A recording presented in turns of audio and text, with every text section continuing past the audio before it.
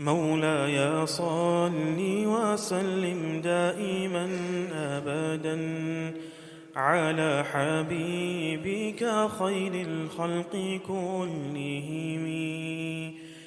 مولاي صل وسلم دائما أبدا على حبيبك خير الخلق كلهم. فاق النبيين في خلق وفي خلق ولم يدانوه في علم ولا كرم. مولاي صل وسلم دائما أبدا على حبيبك خير الخلق كلهم. وكلهم من رسول الله ملتمس غرفا من البحر أو رشفا من الديم. مولاي صل وسلم دائما أبدا على حبيبك خير الخلق كلهم. وواقفون لديه عند حدهم من نقطات العلم أو من شكلة الحكم. مولاي صل وسلم دائما أبدا على حبيبك خير الخلق كلهم. بسم الله الرحمن الرحيم. نحمده ونصلي على رسوله الكريم. أما بعد. Yesterday we heard the words هو الحبيب الذي ترجى شفاعته لكل هول من الأهوال مقتحم, that Allah's Messenger sallallahu alaihi wasallam, he is the Habib. He is the most beloved of Allah subhanahu wa ta'ala, and that love flows from both directions. He loved Allah and Allah subhanahu wa ta'ala loved him. الذي ترجى شفاعته, whose intercession is hopeful and it will be victorious over every howl, over every fear in this world and the hereafter. Allah's Messenger sallallahu alaihi wasallam prayed for the salvation of his ummah in this world, and he will intercede on their behalf in the next world. Da'a ilallah, his life, his mission was to call humanity to Allah, to connect the creation to the Creator, to mend their relationships. فَالْمُسْتَمْسِكُونَ بِهِ وَالْمُسْتَمْسِكُونَ بِحَبْلٍ غَيْرِ مُنْفَصِمٍ. Those who held on to Rasulullah sallallahu alaihi wasallam are those who are holding on to a rope that will never break. It will take you to the love of Allah. It will take you to your destination, Jannah. It will give you the success and happiness and joys and contentment of this world and the next world. In the next few lines, the author Allama Busiri rahimahullah provides powerful lines. And if we were to truly understand, then it will change how we see Allah's Messenger sallallahu alaihi wasallam forever. What is greater, a handful of water or the vast ocean? What is greater, a few drops of rain or the storm falling and pouring endlessly from the sky? So here Allama Busiri rahimahullah provides a picture, and he uses imagery and he uses metaphors to show and to make us feel the greatness of Allah's Habib sallallahu alayhi wasallam.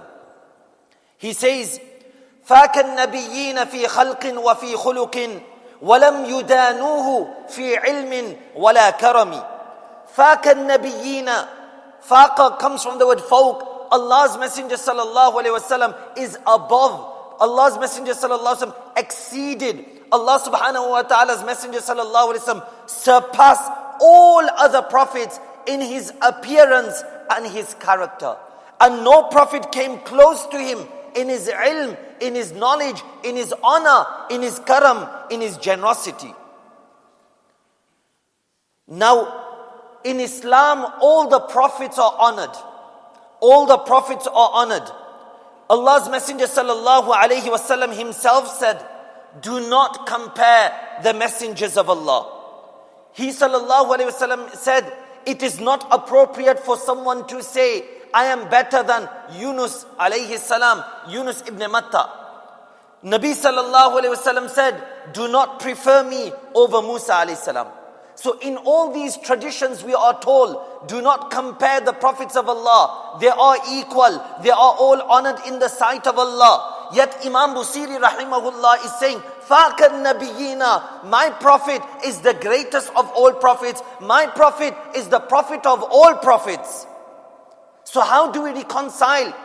Are all the prophets equal, or has the prophet surpassed all other prophets?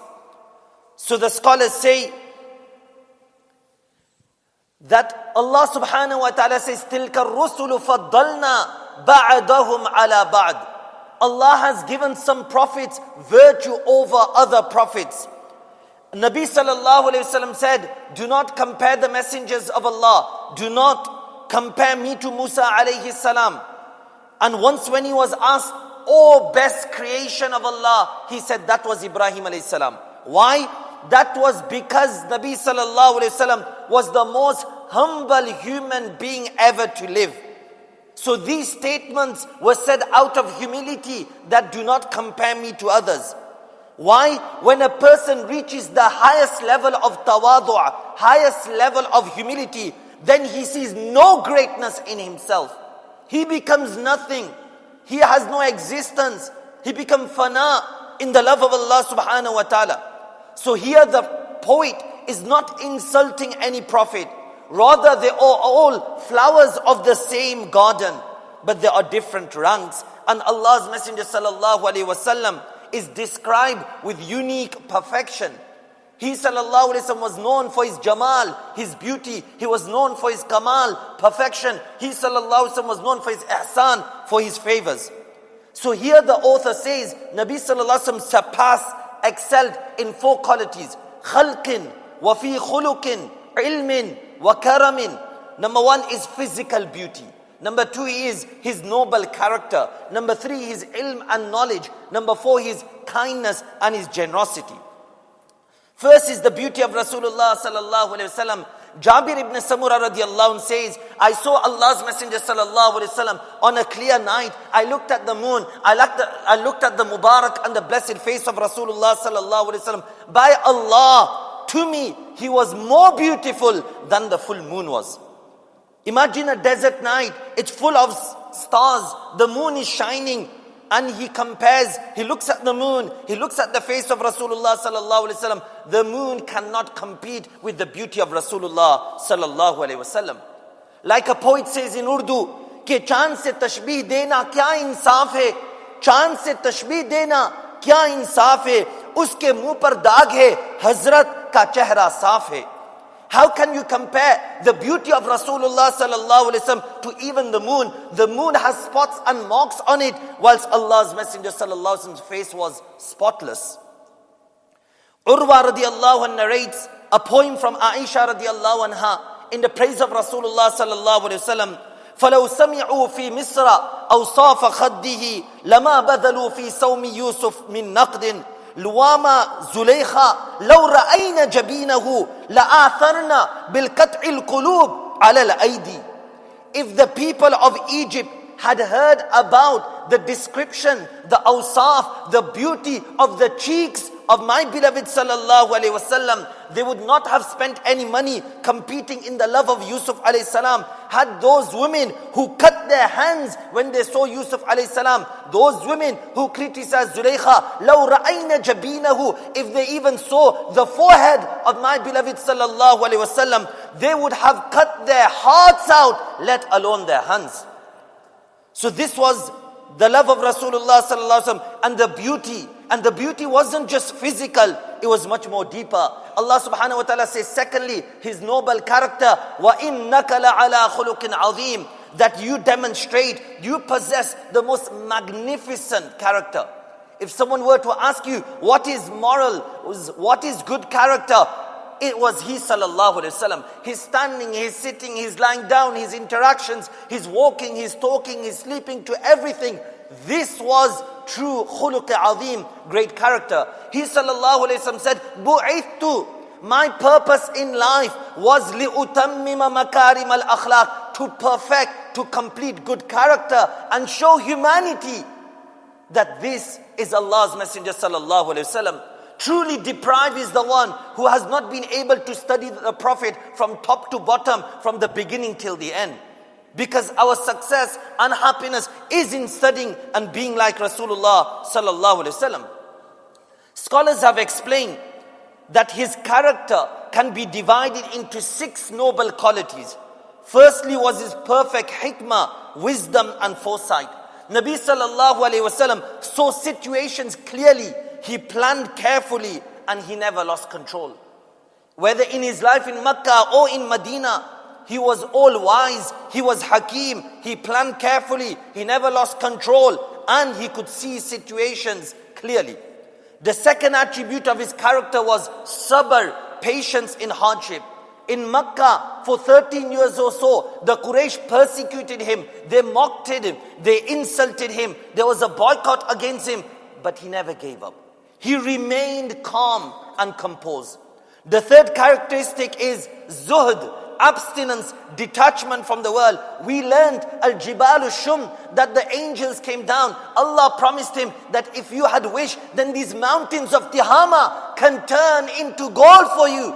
But he turned away and he chose to be a slave, Prophet of Allah subhanahu wa ta'ala. He lived simply. He never left any gold or dirham or dinar behind. As he left this world, he left a donkey and he was few weaponry and a land that was given in the path of Allah subhanahu wa ta'ala. The fourth attribute was his deep humility.